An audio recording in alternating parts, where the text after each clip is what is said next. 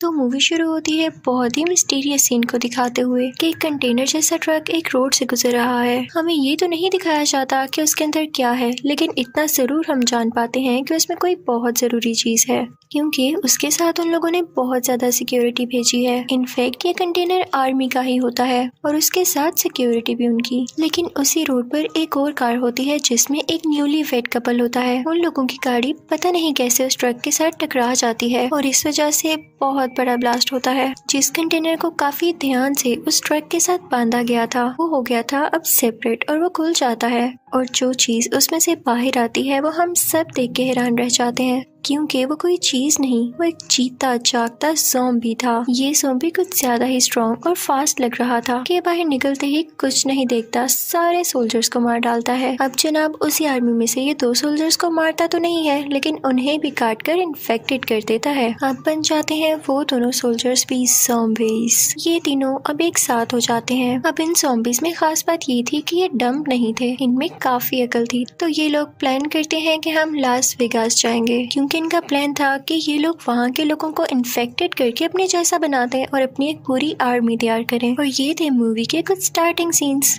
अब actual story तो यहाँ से स्टार्ट होती है। लास वेगास के सोल्जर्स के जो हेड थे उनका नाम था स्कॉट। अब जब ज़ॉम्बीज ने इनकी कंट्री पर अटैक कर दिया तो ये लोग बहुत कोशिश कर रहे थे ज़ॉम्बीज को हराने की। ये उनको मार भी रहे थे और अपने पूरे ग्रुप को ऑर्डर दे रहे थे कि इनको हराना चाहिए, वरना ये ज़ॉम्बीज तो इतने फास्ट हैं कि हम सबको बहुत जल्द मार देंगे। लेकिन इस दौरान उन बेचारे का एक फैमिली मेंबर भी खो जाता है। ये ज़ॉम्बीज इतने ज्यादा फास्ट और खतरनाक थे कि कोई भी इनसे बच नहीं पा रहा था। पूरा का पूरा शहर इनकी लपेट में आ चुका था। गवर्नमेंट बहुत कुछ करती है लेकिन इनको रोक नहीं पाती, तो वो एक ऑर्डर देती है कि पूरी सिटी में लॉकडाउन लगा दिया जाए, जो आजकल हमारे साथ चल रहा है, ताकि वायरस हमें छू न सके। इसी तरह उधर भी लॉकडाउन इसीलिए लगाया गया ताकि ज़ॉम्बीज किसी को कोई नुकसान न पहुंचा सकें और इनका इंटरेक्शन ही ना हो किसी इंसान से। सारे सिटी का सिस्टम बदल चुका था, लोगों की जॉब्स जा चुकी थी, ज़ॉम्बीज ने काफी तबाही भी मचा रखी थी। और दूसरी तरफ हम ये भी देखते हैं कि स्कॉट जो पहले आर्मी में हुआ करते थे अब किसी रेस्टोरेंट में होते हैं। एक दिन उनके रेस्टोरेंट में एक रिच गैंगस्टर आता है। वो आकर स्कॉट से बातें करने लगता है कि तुम तो जानते हो गवर्नमेंट ने पहले ही हर जगह लॉकडाउन लगा रखा है और जहाँ पर वो ज़ॉम्बीज को कंट्रोल नहीं कर पा रही वो उन जगह को ब्लास्ट कर देगी। और उन्होंने कहा है कि जिन जिनकी बिलोंगिंग्स और जरूरी चीजें हैं वहाँ पर वो किसी तरह उनको पहुँचा दी जाएंगी। लेकिन तुमने मेरा नाम तो सुना होगा, मैं एक बहुत बड़ा कैसीनो चलाता हूँ और उसमें मेरे $200 मिलियन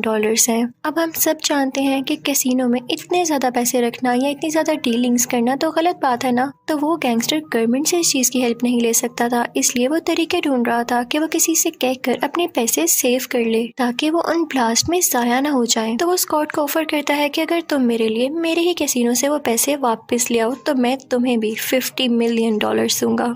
स्कॉट को तो पहले अपने कानों पर यकीन ही नहीं आता और ना तो वो पहले ज्यादा इंटरेस्टेड था इस काम को करने में। लेकिन जब वो सोचता है कि $50 मिलियन उसकी जिंदगी चेंज कर सकते हैं तो क्यों ना मैं इस चीज को ट्राई करूं। तो वो गैंगस्टर स्कॉट को बताता है कि तुम्हारे पास 36 आवर्स हैं, यानी 1 और आधा दिन। उससे पहले पहले तुम्हें वो सारे पैसे मुझ तक लाने होंगे, चाहे जैसे भी लाओ, जितने मर्जी लोगों को अपनी टीम में ऐड करो, I don't care about it. अब वो गैंगस्टर स्कॉट का इंटरेस्ट देखते हुए उसे कुछ मैप्स देता है जो कि उसी कैसीनो के थे। वो उसे सारा कुछ समझा देता है। स्कॉट की एक बेटी भी होती है जो कि एक सोशल वर्कर होती है। अब इसी शहर यानी लास वेगास के बाहर एक रिफ्यूजी कैंप भी होता है जहाँ पे काफी मासूम और हेल्पलेस लोग रहते थे। उन्हीं में से एक लड़की भी होती है जिसकी 2 बेटियां होती हैं। अब स्कॉट की बेटी जो कि एक बहुत अच्छी सोशल वर्कर थी उसके पास जाती है और उससे कहती है कि आपका कोई इशू तो नहीं है। तो वो स्कॉट की बेटी से कहती है कि मुझे लास वेगास के अंदर से कुछ पैसे चाहिए, उसके लिए मुझे शहर के अंदर जाना होगा और मैं वादा करती हूँ कि मैं पैसे लेके आ जाऊंगी बाहर। तो स्कॉट की बेटी कहती है कि नहीं, आप शहर में नहीं जा सकती, लॉकडाउन लगा हुआ है और आप जानती हैं ना कि शहर के हालात कितने बुरे हैं। तो वो लड़की कहती है कि अगर मुझे ये पैसे मिल गए तो मुझे यहाँ रहने की यानी रिफ्यूजी कैंप में भी रहने की जरूरत नहीं पड़ेगी, मैं वापस चली जाऊंगी। तो स्कॉट की बेटी कहती है कि आप थोड़ा सा वेट करें, सब ठीक हो जाएगा। हम देखते हैं कि स्कॉट की बेटी काफी सैड रहती थी और याद है मूवी के स्टार्ट में मैंने आपको बताया कि स्कॉट ने अपना एक फैमिली मेंबर खो दिया था और वो थी उसकी वाइफ। इनफैक्ट वो एक ज़ॉम्बी में बदल चुकी थी और वो आउट ऑफ कंट्रोल हो चुकी थी। उसे मारना ही सबसे बड़ा सोल्यूशन था, जिसको लेके स्कॉट काफी उदास रहा करता था क्योंकि उसी ने अपनी वाइफ को मारा। इसीलिए स्कॉट की बेटी भी डिप्रेस रहती थी। इसके बाद स्कॉट कॉल करता है उसे गैंगस्टर को और उससे कहता है कि मैं इस मिशन के लिए रेडी हूँ, लेकिन मुझे इसके लिए अपनी कोई टीम भी इकट्ठी करनी होगी। तो वो अपनी टीम में 5 लोगों को रखता है, 2 लड़कियां और 3 लड़के, जिनमें से एक लड़की पायलट होती है। एक लड़का ऐसा होता है जो किसी भी किस्म के लॉक को खोल सकता था और एक लड़का बहुत अच्छा शूटर होता है। और इन तीनों के अलावा भी एक लड़का और एक लड़की होते हैं, यानी टोटल 5 लोग। स्कॉट उन लोगों से कहता है कि मैं इसके बदले में तुम लोगों को पैसे भी दूंगा, लेकिन तुम लोगों ने अपनी पूरी कोशिश करनी है। अब ये सारे लोग मिलकर उसे गैंगस्टर से मिलने जाते हैं, जहाँ पर वो गैंगस्टर इन्हें बताता है कि उसके अंदर जाने से पहले जाहिर सी बात है कि तुम्हें वेगस में एंटर होना पड़ेगा, लेकिन वहाँ तो बहुत सारे ज़ॉम्बीज हैं, तो तुम लोगों को जो पहला स्टेप करना होगा वो ज़ॉम्बीज को हराना होगा, उन्हें मारना होगा और फिर तुम लोग बढ़ोगे कैसीनो की तरफ। और उसके बाद कैसीनो पहुँचते ही वो लड़की जो पायलट होती है अपने हेलीकॉप्टर के साथ उसकी रूफ पर इंतजार करेगी बाकी सबका, और वो आदमी जो कि लॉक खोल सकता है वो नीचे से लॉक खोलेगा और बाकी सारे लोग उसमें से पैसे लेके वापस ऊपर रूफ टॉप पे आ जाएंगे ताकि उस हेलीकॉप्टर में मिलकर भाग सकें। वो गैंगस्टर उनके साथ अपना असिस्टेंट भी भेजता है उन पर नजर रखने के लिए। फिर वहाँ से स्कॉट अपनी बेटी के पास जाता है और उससे कहता है कि बेटी, मुझे तुम्हारी भी कुछ मदद चाहिए। तो वो कहती है ठीक है dad, I will help you, मैं आपकी मदद करूंगी। लेकिन स्कॉट अपनी बेटी से कहता है कि तुम वेगस के अंदर नहीं जाओगी क्योंकि वहाँ पर बहुत खतरा है। लेकिन इसी दौरान स्कॉट की बेटी को पता चलता है कि वही रिफ्यूजी कैंप वाली लड़की वेगस के अंदर जा चुकी है। वो तो शहर के बारे में इतना कुछ जानती भी नहीं है, तो उसकी जान को काफी खतरा है। तो वो लड़की अपने डैड यानी स्कॉट से कहती है कि डैड प्लीज मुझे अंदर जाने दें, वहाँ पर किसी को मेरी मदद की जरूरत है। पहले तो स्कॉट मना करता है, लेकिन फिर उससे कहता है कि अपना ख्याल रखते हुए हमारे साथ साथ रहना, क्योंकि तुम नहीं जानती कि ज़ॉम्बीज का अटैक कितना खतरनाक हो सकता है। ये सारी टीम अपने साथ कुछ सामान रखती है और कंटेनर्स के थ्रू होते हुए वेगस के अंदर चली जाती है। वहाँ पर तो ज़ॉम्बीज ने पूरे शहर को तबाह किया हुआ था, कोई भी चीज ठीक नहीं बची थी, तो इंसान क्या रह पाते वहाँ। रिफ्यूजी कैंप वाली लड़की के यहाँ आने के लिए एक और लड़की ने उसकी हेल्प की थी जो उसी के साथ रिफ्यूजी कैंप में रहा करती थी, लेकिन वो वेगस शहर को भी काफी अच्छे से जानती थी। जैसे ही स्कॉट और उसकी टीम उस शहर के अंदर दाखिल होते हैं तो उनके सामने टाइगर्स आ जाते हैं जो कि ज़ॉम्बीज थे, और तभी वहाँ पर छोटे बालों वाली लड़की आ जाती है जिसने दूसरी लड़की की रिफ्यूजी कैंप से यहाँ आने में मदद की। वो वहाँ पर मौजूद एक बदतमीज सिक्योरिटी ऑफिसर को मार देती है और कहती है कि ज़ॉम्बीज इसको ले जाएंगे ताकि हम लोग बच जाएं। वो स्कॉट की टीम को बताती है कि यहाँ 2 तरह के ज़ॉम्बीज हैं, कुछ ज़ॉम्बीज डम्ब हैं और कुछ ज़ॉम्बीज काफी इंटेलिजेंट हैं जिनका हम मुकाबला कर ही नहीं सकते। उसके लिए हमें बहुत सोचना होगा, बहुत मेहनत करनी होगी। अब वहाँ पर वो छोटे बालों वाली लड़की उनसे कहती है कि हमें उस लड़की को भी ढूंढना है जिसको मैं रिफ्यूजी कैंप से यहाँ पर लेकर आई, वो पता नहीं कहाँ है, उसकी जान को खतरा है। तो स्कॉट और उसकी टीम कहती है कि हमारे पास ये करने के लिए वक्त नहीं है, हमारे पास सिर्फ 1 दिन है जिसमें हमें कुछ पैसे ढूंढने हैं, तो हम तुम्हारी मदद नहीं कर सकते। स्कॉट की बेटी इस बात को लेकर काफी सैड हो जाती है, लेकिन उसे अपने फादर की बात तो मानना थी, तो वो उनके साथ चल पड़ती है। वो लोग आगे बढ़ने लगते हैं और अंदर जाते हैं, लेकिन देखते हैं कि जो ज़ॉम्बीज वहाँ पर मौजूद थे वो तो सो रहे हैं। इनफैक्ट उनमें से कुछ ज़ॉम्बीज ऐसे थे जो दिन में सोया करते थे और रात में जागा करते थे। वो लोग आहिस्ता आहिस्ता करके वहाँ से गुजरने लगते हैं, लेकिन एक लड़की से कुछ शोर हो जाता है और वो ज़ॉम्बीज उठ जाते हैं। वो सारे ज़ॉम्बीज उस लड़की को पकड़ लेते हैं। वो लड़की उनसे बहुत लड़ती है, लेकिन वो ज़ॉम्बीज इतने स्ट्रॉन्ग थे कि वो अकेली उनको कैसे हरा पाती। तो वो समझ जाती है कि अब उसका बचना पॉसिबल नहीं है। वो अपने बाकी टीम मेंबर से कहती है कि तुम लोग चले जाओ, तुम लोग चाहो तो मुझे भी शूट कर दो क्योंकि अब मैं बच नहीं सकती और ये ज़ॉम्बीज मुझे भी इन्फेक्ट कर देंगे। तो उसके साथी को काफी दुखी होकर उसे शूट करना पड़ता है और इसके साथ साथ वो शूटर बाकी ज़ॉम्बीज को भी शूट कर देता है, जिससे फिलहाल तो उनका रास्ता क्लियर हो जाता है। उसके बाद हम देखते हैं कि वो सब लोग कैसीनो पहुंच जाते हैं। स्कॉट और उसकी बेटी पूरी लाइट्स ऑन करती है और वो पायलट लड़की कैसीनो की रूफ टॉप पे अपने हेलीकॉप्टर के साथ पहुंचती है, और हैकर जो होता है वो इस इंतजार में होता है कि कब उसे सेफ खोलने का ऑर्डर दिया जाए, और वो शूटर जो होता है वो इस ख्याल में होता है कि जब भी कोई ज़ॉम्बी आए तो उन्हें शूट कर दे। अब जो पीछे बचता है एक लड़का और छोटे बालों वाली लड़की जो रिफ्यूजी कैंप से आई थी, वो दोनों भी यही ख्याल रख रहे थे कि ज़ॉम्बीज कहीं उन पर अटैक न कर दें। अब जब सब लोग उस कैसीनो के अंदर चले जाते हैं तो वो आदमी जो सेफ खोलने वाला था वो उनसे कहता है कि इतने ज्यादा पैसे लॉकर में पड़े हो और यहाँ पे कोई सेफ्टी ना हो, ऐसा तो पॉसिबल ही नहीं है। उस आदमी ने, उस गैंगस्टर ने यहाँ पर जरूर बहुत हाई सिक्योरिटी लगाई होगी, यहाँ पर कुछ ट्रैप्स भी हो सकते हैं जिन्हें हम देख नहीं पा रहे। तो इसके लिए मेरे पास एक आइडिया है, हम यहाँ पर ना ज़ॉम्बीज को बुलाते हैं और अगर ऐसा कोई ट्रैप होगा तो जाहिर है पहले ज़ॉम्बीज उसके लपेट में आ जाएंगे, उन ट्रैप्स में फंस जाएंगे और हमारे लिए रास्ता क्लियर हो जाएगा। अब बाहर वो छोटे बालों वाली लड़की शूट करती है जिससे सारे ज़ॉम्बीज उनकी तरफ आने लगते हैं। जैसे ही वो लोग आते हैं तो वो लोग खुद को प्रोटेक्ट करके छुपा लेते हैं और ज़ॉम्बीज उन ट्रैप में फंसने लगते हैं। कभी उन पर फायर्स चलते हैं, कभी उन पर छोटे छोटे एरो शूट होने लगते हैं ऑटोमेटिकली। बाहर उस छोटे बालों वाली लड़की को दूसरे लड़के को पता चलता है कि जो रेफ्यूजी कैंप से लड़की आई थी उसको ज़ॉम्बीज के लीडर ने कैद किया हुआ है, यानी सबसे पहला ज़ॉम्बी जो कंटेनर से आजाद हुआ था। तो वो आदमी उस छोटे बालों वाली लड़की से कहता है कि शूट करो ताकि वो यहाँ पर आए। दरअसल उस ज़ॉम्बी की जो ब्राइड होती है उसकी वाइफ, उसका बेबी होने वाला होता है और वही ब्राइड शूट की आवाज सुन के इनके पास आती है। तो वो आदमी उसको मार देता है, उसका गला काट देता है और फिर उसको अपने बैग में रख लेता है। उसके साथ में जो छोटे बालों वाली जो लड़की होती है वो कहती है कि देखना तुमने गलत किया, वो ज़ॉम्बी तुम्हें अब छोड़ने वाला नहीं है कि तुमने उसकी ब्राइड को मार दिया, तुम जानते भी थे तो तुमने क्यों खतरा मोल लिया। और तभी वहाँ पर न्यूज आती है कि गवर्नमेंट कह रही है कि 1 से 1.5 घंटे में यहाँ पर स्ट्राइक कर दिया जाए, यानी बॉम्बिंग कर दी जाए, जिसकी वजह से सारा वेगास तबाह हो जाएगा और ये कैसीनो भी। ये खबर इनके लिए काफी बुरी थी क्योंकि इनके पास अब बहुत कम टाइम बचा था और अभी तक इन लोगों ने वो पैसे भी नहीं लिए थे। अब इसी बात को लेकर वो लोग परेशान थे कि ऊपर से इनको एक और न्यूज आ जाती है, वो ये कि पायलट लड़की बताती है कि मेरा हेलीकॉप्टर खराब हो गया है और उसको रिपेयर करने में मैं नहीं जानती कि कितना वक्त लगेगा, पर मैं अपनी पूरी कोशिश कर रही हूँ। अब स्टॉक अपनी टीम को ऑर्डर देता है कि हमारे पास कम टाइम है और वो जल्दी से वो लॉकर खोल के सारे पैसे अपने बैग्स में शिफ्ट करने लगते हैं। उतनी ही देर में वो मेन ज़ॉम्बी भी आ जाता है। उसको काफी गुस्सा होता है कि इन लोगों ने मेरी ब्राइड को मार दिया। वो अपनी ज़ॉम्बी फैमिली यानी ज़ॉम्बी टीम को ऑर्डर देता है कि इन पर अटैक कर दो। इसी दौरान हम देखते हैं कि स्कॉट की बेटी को एकदम ख्याल आता है कि वो रेफ्यूजी कैंप वाली लड़की मेरी काफी अच्छी दोस्त है और मैंने उससे कहा था कि मैं उसकी मदद करूंगी। वो ज़ॉम्बीज के कब्जे में है, पता नहीं वो किस हाल में होगी, तो वो छुप कर उसे ढूंढने चली जाती है। जब स्कॉट को ये पता चलता है कि उसकी बेटी यहाँ पर नहीं है तो वो उसके पीछे जाने लगता है और उसके वहाँ से निकलते ही बाकी सारे ज़ॉम्बीज उसकी टीम पर अटैक कर देते हैं, जिसके दौरान एक लड़की मारी जाती है। लेकिन यहाँ पर मूवी में एक और ट्विस्ट आता है। उस गैंगस्टर का असिस्टेंट इन लोगों के पास आता है और स्कॉट की पूरी टीम को उस कैसीनो के बेसमेंट में बंद कर देता है। वो सब लोग काफी हैरान होते हैं कि कैसा मजाक है, तो वो उनसे कहता है कि हैरान क्यों हो रहे हो, ये तो हमारा प्लान था।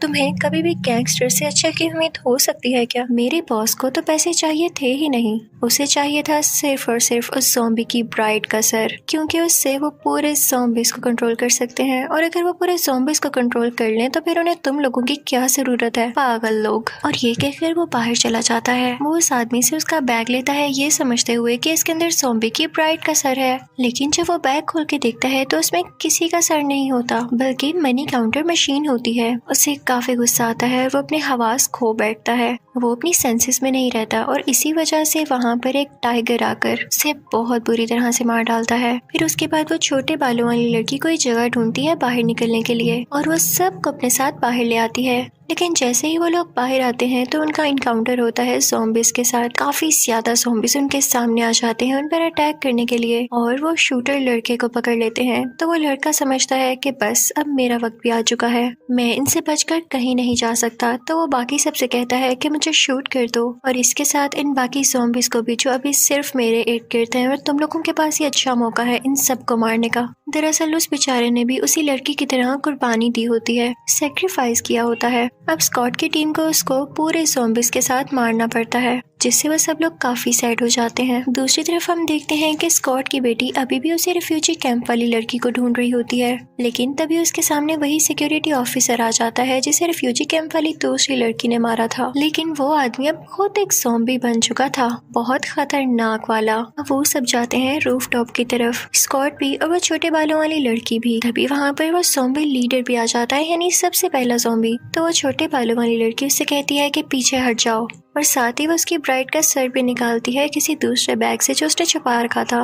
वो कहती है कि मैं इसको डिस्ट्रॉय कर दूंगी, तुम यहाँ से चले जाओ। वो ज़ॉम्बी लीडर कुछ पीछे होने लगता है, लेकिन तभी वो छोटे बालों वाली लड़की देखती है कि स्कॉट हेलीकॉप्टर में बैठ चुका है और इसी बात का फायदा उठाते हुए वो ज़ॉम्बी लीडर उस छोटे बालों वाली लड़की पर अटैक कर देता है और उसे जान से ही मार डालता है, क्योंकि मैंने आपको बताया ना कि वो कितना तेज था। लेकिन वो बेचारी लड़की भी मरने से पहले उसकी ब्राइड का सर नीचे गिरा देती है, जिससे उसका सर क्रश हो जाता है। क्या आप जानते हैं कि उस ज़ॉम्बी की ब्राइड का सर जिंदा था, यानी अगर उसे अभी भी उसकी बॉडी के साथ लगा दिया जाता तो वो दोबारा से जिंदा हो सकती थी। इसलिए उस लड़की ने बहुत अच्छा काम किया जो उसका सर क्रश कर दिया ताकि वो दोबारा न जिंदा हो सके। स्कॉट जब हेलीकॉप्टर में बैठा होता है तो उस पायलट लड़की से कहता है कि हम वो सारी मनी अपने साथ नहीं लाए, और उसे सारी प्लानिंग बताता है उस गैंगस्टर की, और ये भी बताता है कि मेरी बेटी खो चुकी है और अब मुझे उसको ढूंढना है। दूसरी तरफ हम ये देखते हैं कि स्कॉट की बेटी ने उस रेफ्यूजी कैंप वाली लड़की को बचा लिया होता है, लेकिन उनके पीछे वो सिक्योरिटी ऑफिसर भी होता है जो कि अब ज़ॉम्बी बन चुका था। लेकिन स्कॉट की बेटी काफी ब्रेव होती है, वो उसे भी मार डालती है। लेकिन इसके फौरन साथ ही वो ज़ॉम्बी लीडर भी वहाँ पर आ जाता है अपने बाकी ज़ॉम्बी साथियों के साथ और स्कॉट की बेटी पर अटैक करने की कोशिश करता है। लेकिन स्कॉट भी बहुत मेहनत के बाद उस जगह पर पहुंच चुका था जहाँ पर उसकी बेटी थी। वो अपनी बेटी को और दूसरी लड़की को वहाँ से लेके फौरन से निकल जाता है।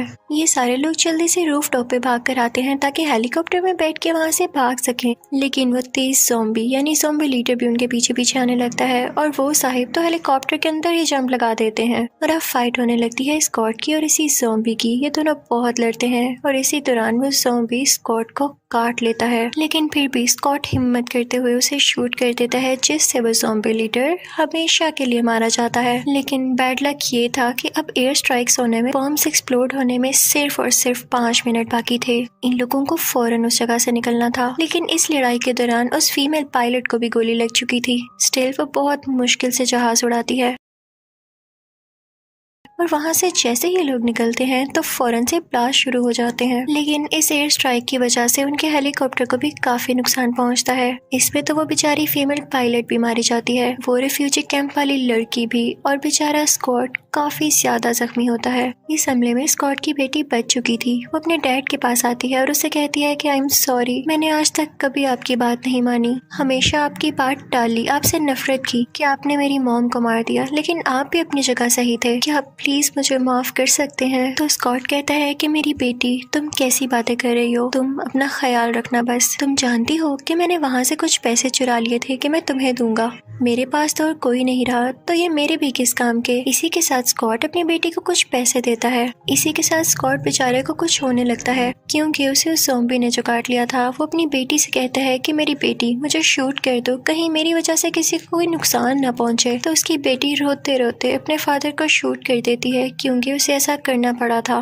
और यहाँ पर उसे रियलाइज होता है कि क्यों उसके फादर ने भी उसकी मदर को शूट कर दिया, क्योंकि अगर वो उनको शूट ना करते तो वो ज़ॉम्बी बनके लोगों को भी इन्फेक्टेड करती और हर तरफ नुकसान पहुंचाती। और यहाँ पे वो बहुत रोने लगती है। तभी वहाँ रेस्क्यू टीम भी आ जाती है जो उस लड़की यानी स्कॉट की बेटी को अपने साथ ले जाती है। अब हम देखते हैं कि वेगस शहर पूरा का पूरा तबाह हो चुका था उन्हीं एयर स्ट्राइक्स की वजह से, और हमें ये भी दिखाया जाता है कि उस गैंगस्टर का असिस्टेंट अभी भी जिंदा था। अब उसके पास जितने भी पैसे होते हैं वो सारे पैसे लेके उस शहर से बाहर आता है और एक फ्लाइट बुक करता है कि वो दूसरी कंट्री वापस जा सके। वहाँ पर उसे हर फैसिलिटी दी जाती है, लेकिन बैठे बैठे उसकी तबीयत खराब होने लगती है। तो वो सोचता है कि क्यों ना मैं चेक करूँ जाके कि मुझे हो क्या रहा है। तो वो ऑब्जर्व करता है कि उसके बाजू पर किसी बाइट का निशान है। तो उसे याद आता है कि हाँ, मुझे उस ज़ॉम्बी लीडर ने काटा था और वो जानता था कि वो जल्दी ज़ॉम्बी बनने वाला है। और यहीं पर ये मूवी एंड हो जाती है। मैं ये भी सोचती हूँ कि उस एयर स्ट्राइक का क्या फायदा, कि आर्मी को तो यही लग रहा था कि उन एयर स्ट्राइक्स की वजह से पूरे वेगस के सारे ज़ॉम्बीज मारे गए, लेकिन अब ये आदमी जो इन्फेक्टेड होकर दूसरी कंट्री में आ रहा था, इसका क्या? ये तो खुद भी ज़ॉम्बी बन के बाकी लोगों को भी इन्फेक्टेड कर देगा ना। लेकिन हु नोस, यहाँ तो मूवी एंड हो गई थी। Thank you for watching.